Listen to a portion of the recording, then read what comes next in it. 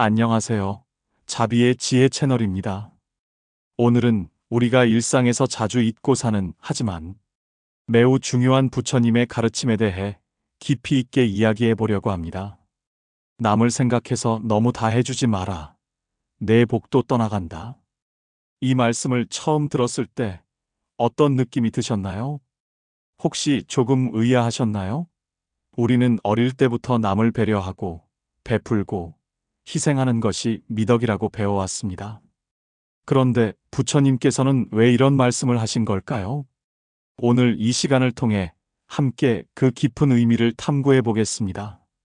먼저 우리 주변을 한번 돌아보겠습니다. 여러분 주변에도 이런 분들이 계실 겁니다. 항상 괜찮아. 내가 할게라고 말하는 사람. 자신의 일은 뒤로 미루고 다른 사람의 부탁을 먼저 들어주는 사람. 자신이 힘들어도 표현하지 않고 계속 웃으며 다른 사람을 돕는 사람들이요. 우리는 이런 분들을 보면서 정말 착한 사람이구나. 저렇게 살아야 하는데 라고 생각합니다. 하지만 자세히 들여다보면 어떤가요? 그런 분들의 눈빛을 보면 어딘가 지쳐 있고, 표정을 보면 억지로 웃고 있는 것 같고, 이야기를 나누다 보면 자기 자신에 대해서는 거의 이야기하지 않습니다. 마치 자신의 존재는 다른 사람을 위해서만 있는 것처럼 살아가는 분들이죠. 부처님께서는 이런 모습을 보시고 안타까워하셨습니다. 왜냐하면 이것은 진정한 자비가 아니기 때문입니다. 진정한 자비는 자신을 파괴하는 것이 아니라 자신과 타인 모두를 이롭게 하는 것입니다. 불교에서 말하는 자비, 즉 자애와 연민은 매우 중요한 가르침입니다. 하지만 많은 사람들이 이것을 잘못 이해하고 있습니다. 자비를 베푼다는 것이 자신을 완전히 희생한다는 의미라고 생각하는 것이죠. 그러나 부처님께서 말씀하신 자비는 그런 것이 아닙니다. 부처님께서는 자신을 사랑하는 만큼 다른 사람을 사랑하라고 말씀하셨습니다. 여기서 중요한 것은 자신을 사랑하는 만큼이라는 표현입니다. 이것은 자신에 대한 사랑이 먼저 있어야 한다는 뜻입니다. 자신을 사랑하지 않는 사람이 어떻게 다른 사람을 진정으로 사랑할 수 있겠습니까? 우리 사회는 때때로 자기 사랑을 이기심과 혼동합니다. 자신을 돌보고 자신의 필요를 채우고 자신의 행복을 추구하는 것을 이기적이라고 비난하죠. 하지만 이것은 큰 오해입니다. 건강한 자기 사랑은 이기심이 아닙니다. 오히려 그것은 다른 사람을 진정으로 도울 수 있는 토대가 됩니다. 비행기 안전 수칙을 생각해 보세요. 비상 상황이 발생했을 때 승무원들은 항상 이렇게 안내합니다.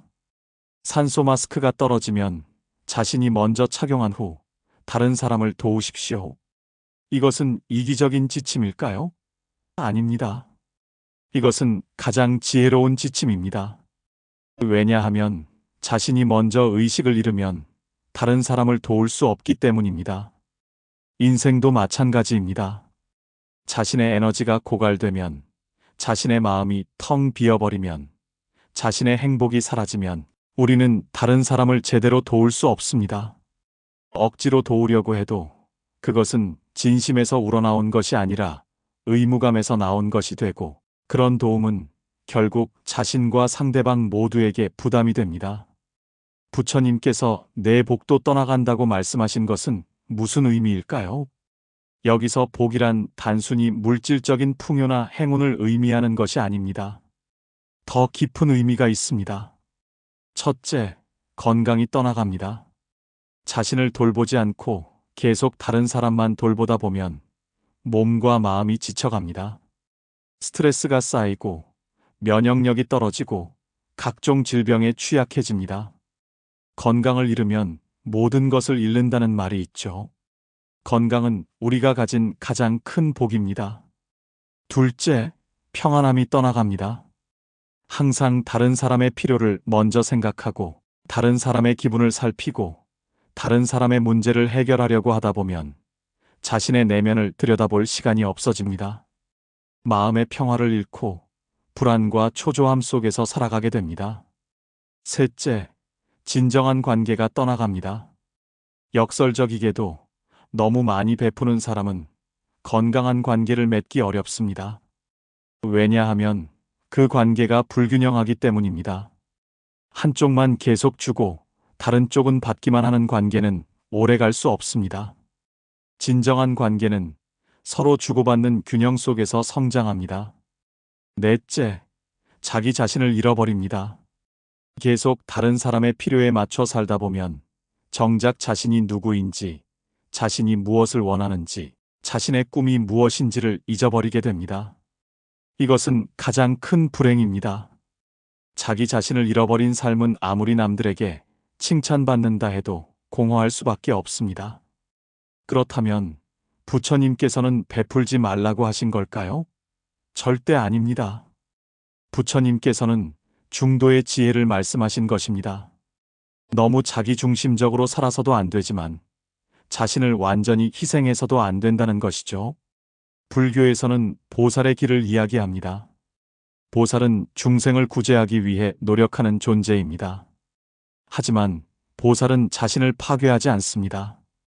오히려 보살은 자신을 끊임없이 성장시키고 자신의 지혜와 자비를 키워나갑니다. 왜냐하면 자신이 강해져야 더 많은 사람을 도울 수 있기 때문입니다. 관세음 보살을 생각해 보세요. 관세음 보살은 중생의 소리를 듣고 고통에서 구제해주는 분입니다. 하지만 관세음 보살은 자신의 수행을 게을리하지 않습니다. 끊임없이 자신의 지혜와 자비를 키워나가며 그렇기 때문에 무한한 중생을 도울 수 있는 것입니다. 우리도 마찬가지입니다. 우리가 진정으로 다른 사람을 돕고 싶다면 먼저 자신을 돌봐야 합니다. 자신의 마음을 평화롭게 만들고 자신의 지혜를 키우고 자신의 에너지를 충전해야 합니다. 그래야 다른 사람에게 진정한 도움을 줄 수 있습니다. 여기서 중요한 것은 경계 설정입니다. 많은 착한 사람들이 어려워하는 것이 바로 이것입니다. 아니오라고 말하는 것이죠. 우리는 아니오라고 말하면 상대방이 상처받을까봐, 나쁜 사람으로 보일까봐 두려워합니다. 하지만 건강한 관계에서는 아니오가 필수적입니다. 아니오라고 말할 수 있다는 것은 자신의 한계를 인정하는 것입니다. 그리고 자신의 한계를 인정하는 것은 정직한 것이지 이기적인 것이 아닙니다. 오히려 자신의 한계를 넘어서 무리하게 약속을 하고 나중에 그것을 지키지 못하는 것이 더 문제가 됩니다. 부처님께서는 8정도를 말씀하셨습니다. 그 중 하나가 정어, 즉 바른 말입니다. 바른 말이란 진실한 말입니다. 자신이 할 수 없는 것을 할 수 있다고 말하는 것은 진실한 말이 아닙니다. 자신이 힘든데 괜찮다고 말하는 것도 진실한 말이 아닙니다. 정직하게 자신의 상태를 표현하고 자신의 한계를 인정하는 것, 이것이 바로 정어입니다. 그리고 이런 정직함이 있을 때 비로소 진정한 관계가 시작됩니다. 그렇다면 구체적으로 어떻게 실천할 수 있을까요? 첫째, 매일 자신만을 위한 시간을 가지세요. 하루에 단 15분이라도 좋습니다. 그 시간에는 아무도 방해하지 않는 곳에서 자신의 마음을 들여다보세요. 명상을 해도 좋고, 산책을 해도 좋고, 좋아하는 음악을 들어도 좋습니다. 중요한 것은 온전히 자신에게 집중하는 시간을 갖는 것입니다. 둘째, 자신의 몸의 소리를 들으세요. 몸은 거짓말을 하지 않습니다. 피곤하면 피곤하다고 신호를 보내고, 배고프면 배고프다고 신호를 보냅니다. 하지만 우리는 종종 이런 신호를 무시합니다. 조금만 더 참자, 이것만 끝내고라고 말하면서요. 몸의 소리를 무시하면 결국 큰 병으로 돌아옵니다. 셋째, 우선순위를 정하세요. 모든 부탁을 다 들어줄 수는 없습니다. 어떤 일이 정말 중요한지, 어떤 사람이 진정으로 도움이 필요한지를 판단해야 합니다. 그리고 진정으로 중요한 일에 자신의 에너지를 쏟으세요. 이것은 선택의 문제입니다. 모든 것을 선택하려고 하면 아무것도 제대로 할 수 없습니다. 넷째, 도움을 요청하는 것을 두려워하지 마세요. 많은 사람들이 다른 사람을 돕는 것은 익숙하지만 정작 자신이 도움을 요청하는 것은 어려워합니다. 하지만 진정한 관계는 서로 돕는 것입니다. 당신이 항상 주기만 한다면 상대방은 당신에게 무언가를 줄 기회를 갖지 못합니다. 때로는 도움을 받는 것도 상대방에게 주는 선물이 될 수 있습니다. 다섯째, 자신의 성장에 투자하세요. 책을 읽고 새로운 것을 배우고 자신의 재능을 개발하세요. 이것은 이기적인 것이 아닙니다. 자신이 성장할수록 더 많은 사람에게 더 큰 도움을 줄 수 있습니다. 마치 우물을 깊이 파야 더 많은 물을 길어낼 수 있는 것처럼요. 여섯째, 자신을 용서하세요. 완벽하지 않아도 괜찮습니다. 때로는 실수를 하고, 때로는 다른 사람을 실망시킬 수도 있습니다. 그것이 인간입니다. 자신에게 너무 가혹하지 마세요. 자신을 용서하고 사랑할 수 있을 때, 비로소 다른 사람도 진정으로 용서하고 사랑할 수 있습니다. 부처님께서는 이렇게 말씀하셨습니다. 온 우주를 다 뒤져도 당신보다 더 사랑받을 만한 사람은 없다. 이 얼마나 아름다운 말씀입니까? 당신 자신이 가장 사랑받을 만한 존재라는 것입니다. 이것은 오만함이 아닙니다. 이것은 진리입니다. 모든 존재는 불성을 가지고 있고 깨달음의 가능성을 가지고 있습니다. 당신도 예외가 아닙니다. 당신은 무한한 가능성을 가진 소중한 존재입니다. 그런데 많은 사람들이 자신을 사랑하는 것을 죄스럽게 여깁니다. 특히 우리 문화에서는 겸손을 미덕으로 여기다 보니 자신을 낮추고 부정하는 것이 겸손인 것처럼 여겨집니다. 하지만 진정한 겸손은 자신을 부정하는 것이 아닙니다. 진정한 겸손은 자신의 가치를 알면서도 교만하지 않는 것입니다. 우리는 모두 우주의 한 부분입니다. 연기법에 따르면 모든 것은 서로 연결되어 있고 서로 의존하고 있습니다. 당신이 행복해야 당신과 연결된 모든 사람들도 행복해질 수 있습니다. 당신이 불행하면 그 불행은 파급됩니다. 따라서 자신을 돌보는 것은 이기적인 것이 아니라 모든 존재를 위한 것입니다. 마지막으로 이런 이야기를 나누고 싶습니다. 어느 마을에 아주 착한 사람이 살았습니다. 이 사람은 항상 다른 사람을 도왔습니다. 누가 도움을 청하면 절대 거절하지 않았죠. 그는 자신의 건강과 행복을 희생하면서까지 다른 사람을 도왔습니다. 시간이 지나면서 그는 점점 지쳐갔습니다. 그러던 어느 날 그는 쓰러지고 말았습니다. 마을 사람들은 그제야 깨달았습니다. 그들이 너무 많은 것을 그에게 의존했다는 것을요. 그리고 정작 그가 쓰러졌을 때 그를 도울 수 있는 사람이 많지 않았습니다. 이 이야기가 우리에게 주는 교훈은 무엇일까요? 진정한 도움은 의존을 만드는 것이 아니라 자립을 돕는 것입니다. 그리고 우리 자신도 자립할 수 있어야 합니다. 자신을 돌볼 수 있어야 다른 사람도 제대로 도울 수 있습니다.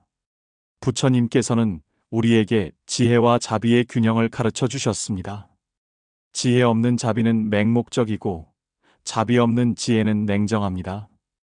우리는 지혜롭게 자비를 베풀어야 합니다. 그리고 그 자비는 자신에게서 시작되어야 합니다.